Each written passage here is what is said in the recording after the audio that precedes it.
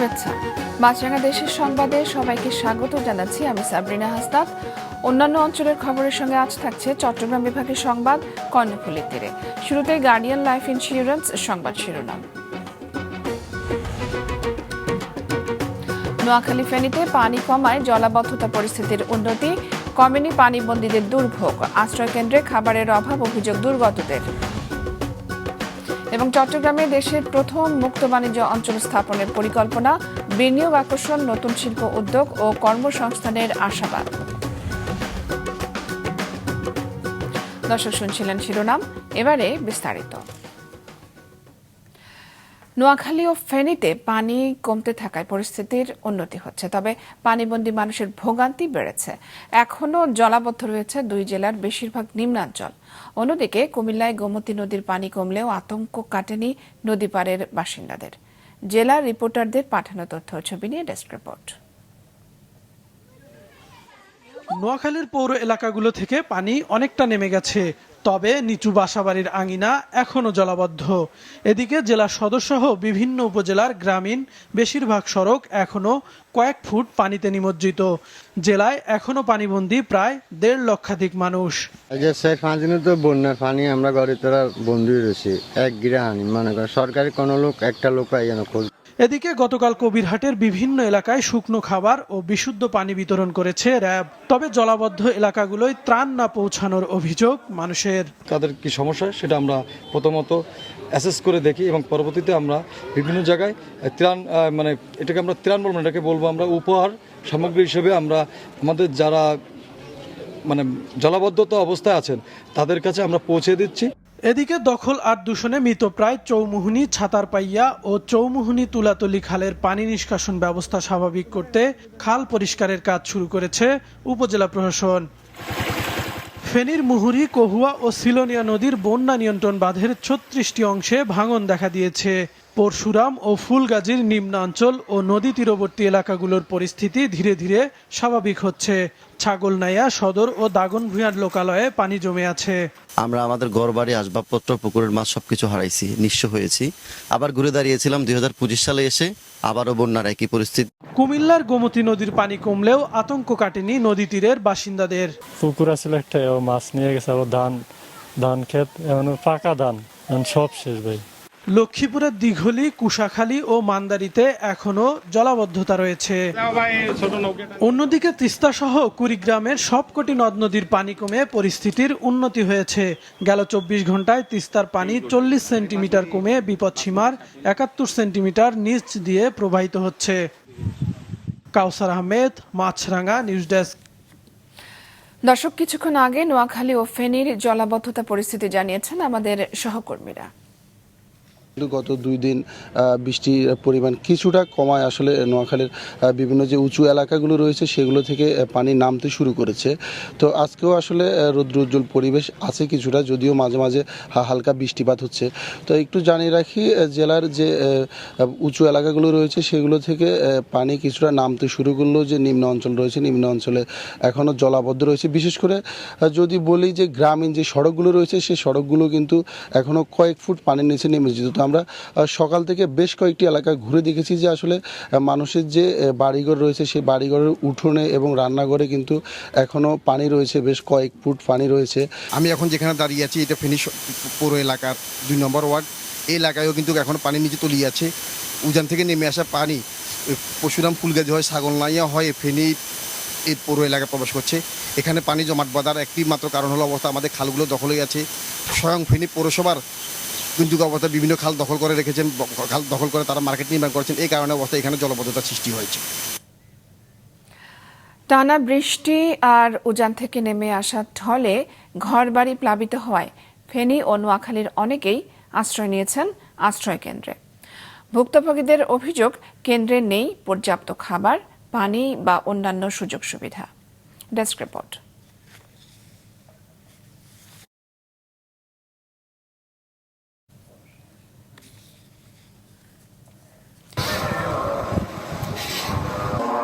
ফেনী সদর উপজেলার মোটবি ইউনিয়নের ইজ্জতপুর বহুমুখী উচ্চ বিদ্যালয়ের আশ্রয় কেন্দ্র। 16টি পরিবারের 50 জন এখনো আছেন এই কেন্দ্রে। তাদের অভিযোগ, কেন্দ্রে আশ্রয় নিলেও প্রশাসনের পক্ষ থেকে দেয়া হচ্ছে না পর্যাপ্ত সুপেয় পানি বা খাবার। সরকার তরফে তো কিছু পায় না, গ্রামীণরাও কিছু করে নাই। আমাদের সব নিজেরকেও যা আসছিল তৌফিকে গরিবের যা আসছিল তা দিয়ে আমরা খাইতে পারি না, এক বেলায় রান্ধি বাই খাইতেছি। ঠিক মতো খানা খাইতে মারিয়া না, গ্রামের মানুষের মেম্বার চেয়ারম্যানও জিঙ্গায় না আছে কিনা খার কিনা, ঈদে মোমবাতিরা উঠি না। আমরা নিজেরা করিয়া বেড়ে নিজেরা খাইতেছি আর কালকে তো দিচ্ছে সেন্টেল দিচ্ছে। যদিও প্রশাসন জানায় এ পর্যন্ত 23,50,000 টাকার ত্রাণ বরাদ্দ দেয়া হয়েছে। দুর্যোগ ব্যবস্থাপনা ও মন্ত্রণালয়ে আরও 40 লাখ বরাদ্দের জন্য চাহিদা পাঠানো হয়েছে। বিভিন্ন আশ্রয় কেন্দ্রে আশ্রয় নিয়েছিলেন, তাদেরকে আমরা রান্না করা খাবার এবং শুকনো খাবার সরবরাহ করেছি এবং তারা যখন আশ্রয় কেন্দ্র থেকে চলে যাচ্ছে পানি নেমে যাওয়ার পর, তখনও আমরা উপজেলা প্রশাসনের মাধ্যমে তাদের হাতে ত্রাণ সামগ্রী পৌঁছে দিচ্ছি। একই অভিযোগ নোয়াখালীর বিভিন্ন আশ্রয়কেন্দ্রে ঠাঁই নেয়া দুর্গতদের। খাদ্য সংকটে ভুগছেন তারা। সরকারিভাবে কিছু শুকনো খাবার দেয়া হলেও তা প্রয়োজনের তুলনায় কম। গ্যাস একটা আছে, অল্প টুকু আসলে আজ 5 দিন আনছি, রান্না করে খাইছি, আর গ্যাস নেই। চা, মুড়ি, তারপরে গ্যাস লাইট, বিস্কুট, চিনি, এগুলো আমরা সরকারিভাবে টেনে ছাড়ে আমাদেরকে দিছিল। জেলা প্রশাসক খন্দকার ইশতিয়াক আহমেদ জানান, আশ্রয়কেন্দ্রগুলোর প্রতিটি পরিবারকে শুকনো খাবার ও বিশুদ্ধ পানি বিতরণ করা হয়েছে। চাল, শুকনো খাবার, টাকা, ক্যাশ টাকা, যেখানে যেটা লাগছে সেটা দিচ্ছে। তো সকলীয় ত্রাণ দেওয়া হয়েছে এবং একজন ওখানে অফিসারে আছে ত্রাণ দেওয়ার জন্য আমার। এদিকে পানি কমতে শুরু করায় অনেকেই ফিরতে শুরু করেছেন নিজ বাড়িতে। রওশন জাহান মিষ্টি, মাছরাঙা নিউজ ডেস্ক। এবারে চট্টগ্রাম বিভাগের সংবাদ কর্ণফুলীর তীরে।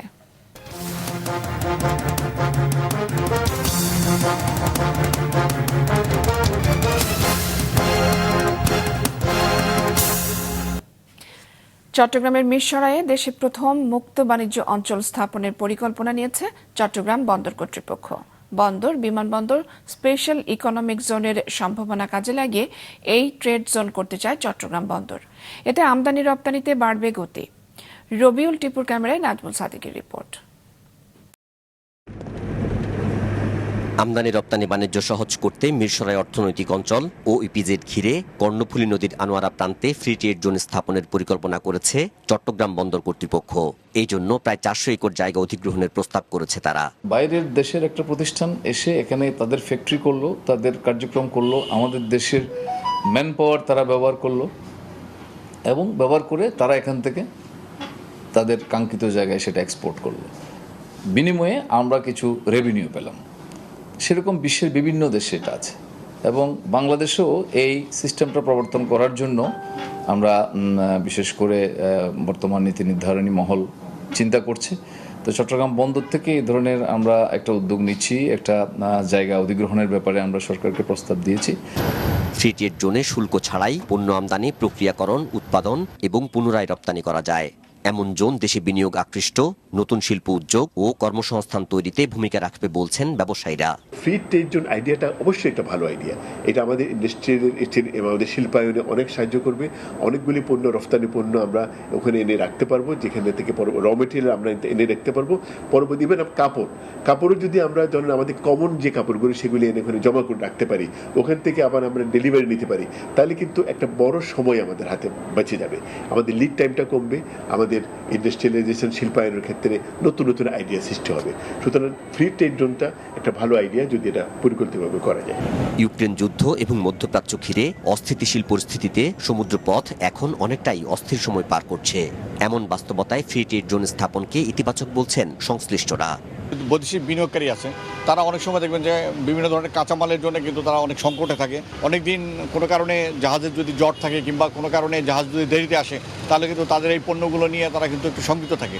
তো এরকম ফ্রি ট্রেড জোন যদি থাকে, সেই সব জায়গাতে অনেকগুলো ব্যবস্থাপনা থাকে, গড়ে ওঠে, যেখানে আপনার যেই পণ্যটার খুব বেশি চাহিদা, তারা কিন্তু ওই ট্রেড জোনগুলোতে এনে আপনার একটা বিক্রির যে একটা সুবিধা থাকে, মানে ডিউটি ফ্রি, তাতে করে তারা দ্রুত পণ্যগুলো হাতে পেলে তাদের যে রপ্তানি পণ্যের যে কাঁচামালের যে সংকট, তারা কিন্তু দ্রুত এগুলোকে আপনার সংকট মোকাবেলা করতে পারবে। ফ্রি ট্রেড জোন হলে শিল্প মালিকরা স্থানীয় ঋণপত্রে দেশীয় মুদ্রায় তুলা, কাপড় সহ বিভিন্ন শিল্পের প্রয়োজনীয় কাঁচামাল সংগ্রহ করতে পারবেন। এতে কমবে আমদানির খরচ ও সময়। নাজমুল সাদিকী, মাছরাঙ্গা সংবাদ, চট্টগ্রাম। চাঁদাবাজি দমনে যৌথ বাহিনী নামানোর কথা বললেন গণ অধিকার পরিষদের সভাপতি এবং সাবেক ডাকসু ভিপি নুরুল হক নূর। চট্টগ্রাম প্রেস ক্লাবে আয়োজিত এক মতবিনিময় সভায় দুপুরে তিনি একথা বলেন। দেশের চলমান পরিস্থিতি নিয়ে নূর বলেন, কোনো রাজনৈতিক দল চাঁদাবাজি সমর্থন করছেন না বলে সভা সমাবেশ এবং গণমাধ্যমে বক্তব্য রাখছেন, কিন্তু দেখা যায় পুলিশ যখন কোনো চাঁদাবাজকে ধরে নিয়ে যায় তখন দলীয় নেতাকর্মীরা থানা ঘেরাও করে তাদের ছাড়িয়ে আনছেন। বাংলাদেশের মতো অসাম্প্রদায়িক দেশ বিশ্বে খুবই কম আছে উল্লেখ করে নূর বলেন, প্রতিবেশী দেশ সবসময়ই বাংলাদেশকে জঙ্গি রাষ্ট্র হিসেবে দেখাতে চায়। চাঁদাবাজি কিংবা বিশেষ করে বিভিন্ন জায়গায় মাফিয়াদের যে একটা উৎপাত এবং আধিপত্য আমরা দেখতে পাচ্ছি, এইটার জন্য যৌথ বাহিনী নামানো দরকার। এগুলো কিন্তু রাজনৈতিক আশ্রয় করছে কিংবা রাজনৈতিক দলের পরিচয় করছে। এখন আমরা কোনো রাজনৈতিক দল, গণ অধিকার, বিএনপি, জামাত, এনসিপি, কোনো রাজনৈতিক দল কিন্তু এগুলো সমর্থন করছে না। প্রকাশ্যে মিডিয়ার সামনে বলছি যে যারাই করবে তাদের বিরুদ্ধে ব্যবস্থা নেওয়া হবে। তাহলে পুলিশ কিংবা প্রশাসন তো এর বিরুদ্ধে ব্যবস্থা নিতে ভয় পাওয়ার কথা না। চট্টগ্রাম বিশ্ববিদ্যালয়ে অনুষ্ঠিত হল 2 দিনব্যাপী র্যাঙ্কন SCLS ন্যাশনাল ল অলিম্পিয়াড 2025। এই প্রতিযোগিতায় বিজয়ী হয় ইস্ট ওয়েস্ট ইউনিভার্সিটি এবং রানার্স আপ জাহাঙ্গীরনগর বিশ্ববিদ্যালয়। চট্টগ্রাম বিশ্ববিদ্যালয়ের AK খান আইন অনুষদ মিলনায়তনে পঞ্চমবারের মতো আয়োজিত এই অলিম্পিয়াডে অংশ নেয় চট্টগ্রাম বিশ্ববিদ্যালয় সহ 30 বিশ্ববিদ্যালয়ের শিক্ষার্থীরা। শুক্রবার শুরু হওয়া এই অলিম্পিয়াড শেষ হয় গতকাল। এতে অতিথি ছিলেন বাংলাদেশ সুপ্রিম কোর্টের হাইকোর্ট বিভাগের বিচারপতি সৈয়দ মোহাম্মদ তাজরুল হোসেন এবং চট্টগ্রাম বিশ্ববিদ্যালয়ের প্রো ভিসি অধ্যাপক ডক্টর শামীম উদ্দিন খান। কক্সবাজারের টেকনাফে ইয়াবা পাচারের সময় নূর মোহাম্মদ নামে বিএনপির এক নেতাকে আটক করেছে বিজিবি। নূর মোহাম্মদ টেকনাফ সদর ইউনিয়নের 8 নম্বর ওয়ার্ড বিএনপির সাধারণ সম্পাদক। গতকাল সন্ধ্যায় এক প্রেস বিজ্ঞপ্তিতে এই তথ্য জানায় উখিয়া 64 ব্যাটালিয়নের অধিনায়ক lieutenant colonel Mohammad Jasimuddin. Press বিজ্ঞপ্তিতে তিনি জানায়, গতকাল সন্ধ্যায় কক্সবাজার মেরিন ড্রাইভের উখিয়া উপজেলার জালিয়াপালং ইউনিয়ন এলাকায় তল্লাশি কার্যক্রম পরিচালনা করে বিজিবি। এ সময় টেকনাফ থেকে আসা একটি প্রাইভেট কারে থাকা নূর মোহাম্মদের আচরণে সন্দেহ হওয়ায় তল্লাশি করে 2000 ইয়াবা জব্দ করা হয়। চাঁদপুর শহরের প্রফেসর পাড়া মোল্লাবাড়ি জামে মসজিদের প্রতিষ্ঠাতা খতিব মাওলানা আ.ন.ম নুর রহমানের উপরে হামলার প্রতিবাদে মানববন্ধন করেছে জেলা ইমাম পরিষদ। সকালে জেলা প্রশাসকের কার্যালয়ের সামনে এই কর্মসূচি পালন করেন তারা। এ সময় তারা হামলাকারীর দ্রুত বিচার এবং যারা সামাজিক যোগাযোগ মাধ্যমে হামলাকারীর পক্ষে অবস্থান নিয়েছে তাদের শাস্তির আওতায় আনার দাবি জানায়। এদিকে হামলাকারী বিল্লাল হোসেন গতকাল চাঁদপুর জুডিশিয়াল ম্যাজিস্ট্রেট শাহাদাতুল হাসান আল মুরাদের আদালতে স্বীকারোক্তিমূলক জবানবন্দি দিয়েছে। গত শুক্রবার জুমার খুতবা পছন্দ না হওয়ায় দেশীয় অস্ত্র দিয়ে মসজিদের মধ্যে খতিবের উপর হামলা করে ভ্রাম্যমাণ ব্যবসায়ী বিল্লাল হোসেন। রাষ্ট্র সংস্কার ও গণহত্যাকারীদের বিচার নিশ্চিতের মাধ্যমে একটি বৈষম্যহীন দেশ বিনির্মাণ সম্ভব, পিরোজপুরে সমাবেশে বলেছেন এনসিপির আহ্বায়ক নাহিদ ইসলাম। তিনি আরো বলেন, সংস্কার, বিচার নিশ্চিত এবং সংবিধান পুনর্গঠন ছাড়া কোনো নির্বাচন নয়। আজ পিরোজপুর এবং ঝালকাঠিতে পদযাত্রা করছে দলের নেতাকর্মীরা। Desk report. জুলাই পদযাত্রার 13তম দিনের শুরুতেই বৈরী আবহাওয়া উপেক্ষা করে পিরোজপুর জেলা সার্কিট হাউস থেকে পদযাত্রা শুরু করেন এনসিপির নেতাকর্মীরা।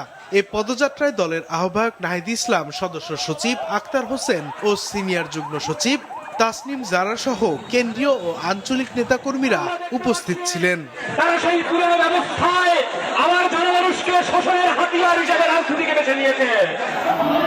জেলার কেন্দ্রীয় শহীদ মিনারে গিয়ে শেষ হয় পদযাত্রা। সেখানে সংক্ষিপ্ত সমাবেশে দলের আহ্বায়ক নাহিদ ইসলাম বলেন, স্বৈরাচার সরকার জোর করে ক্ষমতায় টিকে থাকার জন্য গুম, খুন, নির্যাতন চালিয়েছে। তাই মানুষ অতিষ্ঠ হয়ে রাজপথে নেমেছিল। শেখ হাসিনা সরকারের পতন ঘটেছিল, যেই সরকার 16 বছর ধরে জোর করে ক্ষমতায় টিকেছিল। মানুষের উপর এমন কোন নির্যাতন নাই যে এই সরকার করে নাই। গুম, খুন, নির্যাতন, দুর্নীতি, লুটপাট, ভোটাধিকার হরণ সবকিছু এই সরকার, গত সরকার করেছে। পুরনো রাষ্ট্র ব্যবস্থায় মানুষ আর ফিরতে চায় না জানিয়ে তিনি বলেন, সংস্কার, বিচার নিশ্চিত ও সংবিধান পুনর্গঠন ছাড়া কোনো নির্বাচন নয়। সংস্কার লাগবে, এবং এই আওয়ামী লীগের বিচার লাগবে এবং একটা নতুন সংবিধান লাগবে। সংস্কার বিচার নতুন সংবিধানের মাধ্যমে আমরা দেশটাকে পুনর্গঠন করব। সংক্ষিপ্ত সমাবেশ শেষে এনসিপির নেতাকর্মীরা ঝালকাঠির উদ্দেশ্যে পদযাত্রা শুরু করেন। সাদেকুর রহমান সিদ্দিকী, মাছরাঙা, নিউজ ডেস্ক। ঠাকুরগাঁয়ের বালিয়াডাঙ্গি উপজেলা বিএনপির সম্মেলনে কমিটি ঘোষণাকে কেন্দ্র করে বিএনপির মহাসচিব মির্জা ফখরুল ইসলাম আলমগীরের ভাই জেলা বিএনপির সাধারণ সম্পাদক মির্জা ফয়সাল আমিনের গাড়ি বহরে হামলা চালিয়েছে উপজেলা বিএনপির নেতাকর্মীরা। গতকাল সন্ধ্যায় বালিয়াডাঙ্গি উপজেলার সমীর উদ্দিন স্মৃতি মহাবিদ্যালয়ে এই ঘটনা ঘটে। এ সময় তাকে বহনকৃত প্রাইভেট কার ভাঙচুর করা হয়। এ ঘটনায় কমপক্ষে 4 জন আহত হয়েছে। উপজেলা নেতাকর্মীদের অভিযোগ, বালিয়াডাঙ্গি উপজেলা বিএনপির দ্বিবার্ষিক কাউন্সিলের ভোট শেষে গণনা নিয়ে টালবাহানা এবং কারচুপি করে জেলা বিএনপির নেতাকর্মীরা। দীর্ঘ সময়ও ফলাফল না দিয়ে চলে যেতে চায় তারা। এতেই ক্ষুব্ধ হয় উপজেলা বিএনপির নেতাকর্মীরা। পরে ভোট কেন্দ্রের বাইরে বিশৃঙ্খলা পরিস্থিতি তৈরি হলে সেনাবাহিনীর হস্তক্ষেপে পরিস্থিতি নিয়ন্ত্রণে আসে। পাবনা ঢাকা সরাসরি রেল সার্ভিস চালু। কাজিরহাট ফেরিঘাট 14 কিলোমিটার ভাটিতে স্থানান্তর, মধ্য শহরে 4 লেনের সড়ক সম্প্রসারণ এবং ঈশ্বরদী বিমানবন্দর চালুর দাবিতে পাবনায় মানববন্ধন করেছেন বিভিন্ন শ্রেণী পেশার মানুষ।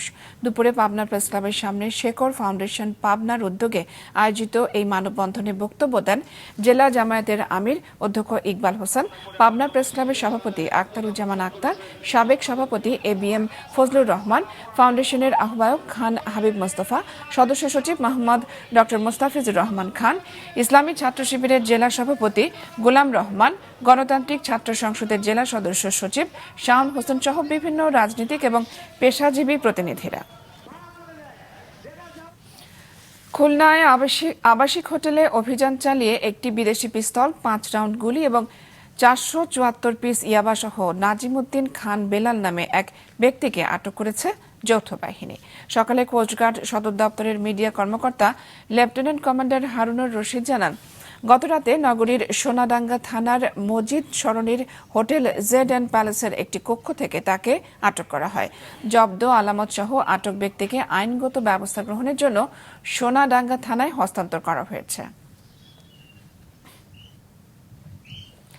ঢাকা শরীয়তপুর সড়কে চলাচলকারী পরিবহন থেকে চাঁদার দাবি করায় পদ্মার জাজিরা প্রান্তের টোল প্লাজার সামনের সড়ক অবরোধ করে মানববন্ধন ও বিক্ষোভ মিছিল করেছে বৈষম্য বিরোধী ছাত্র আন্দোলন ও বিভিন্ন শ্রেণী পেশার মানুষ। গতকাল বিকেলে এই কর্মসূচি পালন করে তারা। এ সময় শরীয়তপুর জেলা সড়ক পরিবহন মালিক গ্রুপ ও বাস মালিক এবং শ্রমিকরা জানান, ঢাকা শরীয়তপুর সড়কে চলাচলকারী একটি পরিবহন কোম্পানি থেকে যাত্রাবাড়ী থানা যুবদলের সাবেক যুগ্ম সাধারণ সম্পাদক মুশফিকুর রহমান ফাহিম 5 কোটি টাকা দাবি করেন। চাঁদা না দেওয়ায় গেল বুধবার থেকে ওই কোম্পানির বাস চলাচল করতে দেয়নি। বাস মালিকরা অভিযোগ করেন, ফাহিমের সমর্থকরা গেল দিন 20টি বাস ভাঙচুর এবং 12 শ্রমিককে মারধর করে। পরিবহন চলাচল বন্ধ থাকায় দুর্ভোগে সাধারণ মানুষ। আমদানি বাড়ায় দিনাজপুরের হিলি স্থলবন্দর এলাকায় কমে এসেছে কাঁচামরিচের দাম। 2 দিন আগেও এখানে 280 টাকা কেজি দরে বিক্রি হলেও আজ প্রতি কেজি কাঁচামরিচ 120 থেকে 140 টাকায় বিক্রি হচ্ছে। কাঁচামরিচের দাম কমায় খুশি পাইকারি ব্যবসায়ীরা। তবে দেশের বাজারে কাঁচামরিচের দাম কমে যাওয়ায় লোকসানের কথা বলছেন আমদানিকারকরা। তারা জানান, ভারত থেকে যেই দামে আমদানি করা হয়েছে দেশের বাজারে তার চেয়ে দাম কম হওয়ায় লোকসান গুনতে হচ্ছে তাদের। এদিকে গত 2 দিন ধরে বৃষ্টিপাত কমে আসায় রাজবাড়ীতে কমতে শুরু করেছে কাঁচামরিচের দাম। গেল সপ্তাহে প্রতি কেজি কাঁচামরিচ 250 থেকে 260 টাকায় বিক্রি হলেও বৃষ্টি কমার পর কেজিতে 50 থেকে 70 টাকা কমে 180 থেকে 200 টাকা কেজি দরে বিক্রি হচ্ছে। কাস্টমসে সার্ভার জটিলতার কারণে 2 দিন ধরে দিনাজপুরের হিলি স্থলবন্দর থেকে আমদানি করা পণ্য খালাস করতে পারছে না আমদানিকারকরা। আমদানি করা কাঁচা পণ্য বন্ড দিয়ে ম্যানুয়ালি ছাড়পত্র দেওয়া হলেও সময় বেশি লাগায় বিপাকে পড়েছেন ব্যবসায়ীরা। আমদানিকারকরা জানান, সারা দেশে সার্ভার সমস্যার কারণে পণ্যের বিল অফ এন্ট্রি সাবমিট করা যাচ্ছে না, সম্ভব হচ্ছে না পরীক্ষণ শুল্কায়ন বা আউটপাস করা। এই অবস্থা চলতে থাকলে ক্ষতিগ্রস্ত হবার আশঙ্কা করছেন ব্যবসায়ীরা।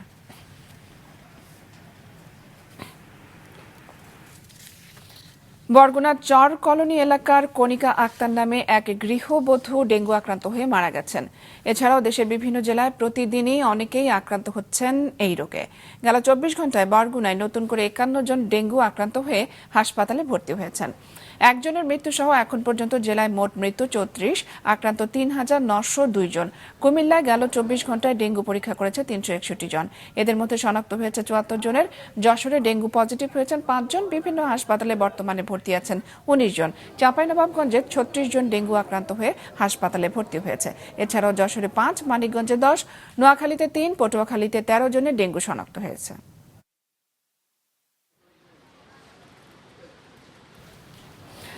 দিনাজপুরের হিলিতে চোর সন্দেহে বাবুল নামের এক যুবককে পিটিয়ে হত্যার ঘটনা ঘটেছে। গতকাল বিকেলে হিলির মালেপাড়া গ্রামে এই ঘটনা ঘটে। পুলিশ জানায় বাড়িতে চুরির ঘটনায় জড়িত সন্দেহে বাবুলকে পিটিয়ে মারা হয়েছে। ঘটনার পর অভিযুক্তরা পলাতক রয়েছে। এদিকে গোপালগঞ্জের মকসুদপুরে নৈশ প্রহরী গৌতম গাইন হত্যার ঘটনায় গতকাল জলিরপাড় JKMB উচ্চ বিদ্যালয়ের সামনে মরদেহ নিয়ে বিক্ষোভ করেছে এলাকাবাসী। অন্যদিকে চাঁদপুর শহরের লেক থেকে আলামিন ওরফে তুহিন নামে এক কিশোরের মরদেহ উদ্ধার করেছে স্থানীয় একদল কিশোর। এই ঘটনায় 7 কিশোরকে আটক করে পুলিশের হাতে দিয়েছে স্থানীয় জনতা। কুমিল্লার মুরাদনগরে জনরোষের শিকার হয়ে একই পরিবারের 3 জন নিহতের ঘটনায় গ্রেফতার 8 জনকে 3 দিন করে রিমান্ড শেষে জেল হাজতে পাঠানোর নির্দেশ দিয়েছে আদালত। দুপুরে কুমিল্লার সিনিয়র জুডিশিয়াল ম্যাজিস্ট্রেট আদালতে হাজির করা হয় গ্রেফতার 8 জনকে। এর আগে রিমান্ড শেষে সকালে কুমিল্লা সদর হাসপাতালে তাদের স্বাস্থ্য পরীক্ষা করা হয়। গেল 9 জুলাই তাদের আদালতে হাজির করে 8 দিন করে রিমান্ড আবেদন করা হলে 3 দিনের রিমান্ড মঞ্জুর করেন বিচারক। 4 জুলাই জেলার মুরাদনগরের করইবাড়ি গ্রামে মাদক ব্যবসা ও নানা অপকর্মের অভিযোগে রুকসানা আক্তার রুবি তার এক মেয়ে এবং ছেলেকে পিটিয়ে হত্যা করে উত্তেজিত জনতা। এই ঘটনায় 38 জনের নাম উল্লেখ এবং অজ্ঞাত 25 জনের বিরুদ্ধে স্থানীয় থানায় অভিযোগ দায়ের করেন রুবির আরেক মেয়ে রিক্তা আক্তার। মাছরাঙা দেশের সংবাদ শেষ করার আগে গার্ডিয়ান লাইফ ইন্স্যুরেন্স সংবাদ শিরোনামগুলো জানিয়ে দিচ্ছে আরেকবার। নোয়াখালী ফেনীতে পানি কমায় জলাবদ্ধতা পরিস্থিতির উন্নতি, কমেনি পানিবন্দীদের দুর্ভোগ, আশ্রয় কেন্দ্রে খাবারের অভাব, অভিযোগ দুর্গতদের।